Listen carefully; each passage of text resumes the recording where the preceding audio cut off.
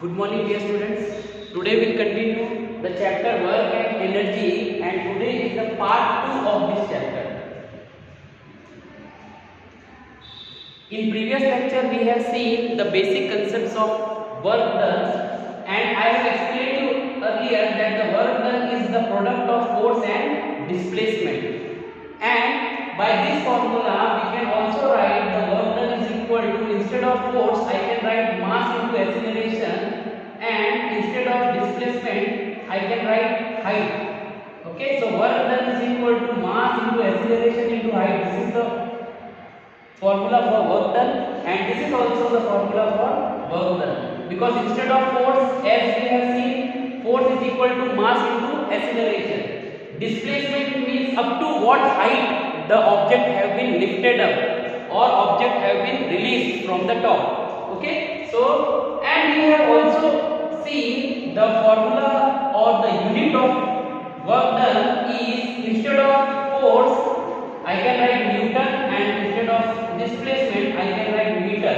The unit of work done is Newton meter, and also the SI unit of work. The SI unit of work is joule, and I have explained you also the CGS unit of work is earth. And also we have discussed that the work done is scalar quantity. Work done is scalar quantity. Okay, so this we have seen in the previous part. Today we see the work done by an angle. Okay, if there is an angle between the applied force and the motion, then how the formula of work done can be used. So we will see today.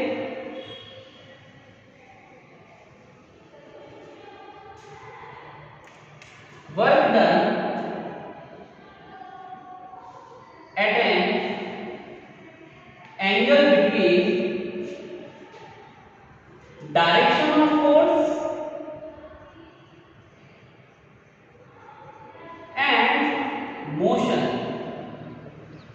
Okay, direction of force and motion. Now we will see the formula of work done. For example, this is a car. This is a car which has been pulled by a boy. This is a toy car. Okay, this is a toy car which has been pulled by a string with a boy, and suppose this is the direction of motion of the car. If boy pulled that car, then the angle between, okay, this is the, suppose for example this is the string by which the car has been tied, and let me give you, this point is A and up to this point is B. So when the boy will pull this car, then this is the direction of motion. I can say AB is representing the displacement of the car. Displacement of the car. AB representing the displacement of the car, and that string which is held by the boy, in between the string and this displacement, an angle is generated which is known as theta.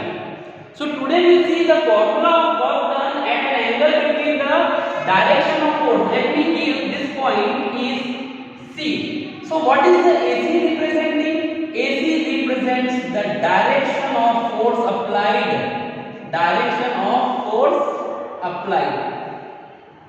Okay, AC represents the direction of force applied, and that force has been applied by the boy, and AT represents the displacement. Now how the formula have been written? Force into displacement into cos theta. Okay, force into displacement into cos theta. The work done at an angle between the force applied and displacement is written as F into S. F is force, S is the displacement, and cos theta. Cos theta. See, in class 9 you have not studied the trigonometry. This is an identity of trigonometry. In class 10 there is a chapter, basic concepts of trigonometry. In that you are going to learn what is cos theta, sin theta, tan theta. But for class 9, little bit part I can explain you what is cos theta and what would be the formula or what would be the value of different angles of cos theta. For example, certain times the angle may be 60, at some times the angle may be 30, at some times the angle may be 45. So what the value you will take? So let me explain you what are the values of cos theta. These values you can write for your reference in your notebook, and these values you have to by heart. Okay. Now,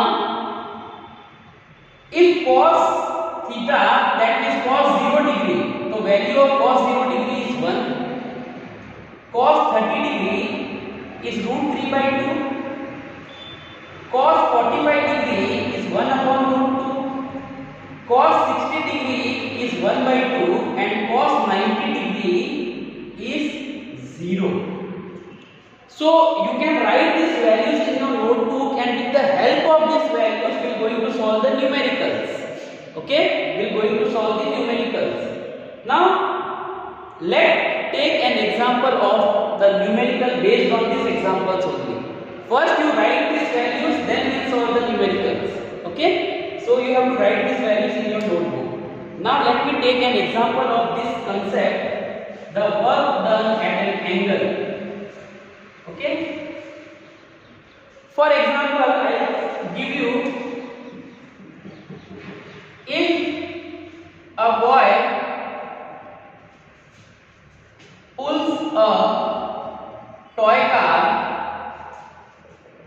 with string at an angle of 60 degree, and the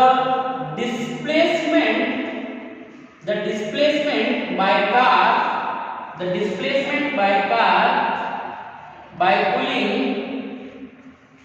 is, for example I can take 10 meter. Okay, 10 meter. Calculate the work done. Okay, now this is the question. A boy pulls a toy car with a string at an angle of 60 degree. The displacement by car is 10 meter. Calculate the work done. Okay, calculate the work done. Now we apply direct formula. W is equal to force into displacement into cos theta. Force is given. Okay, force is not given.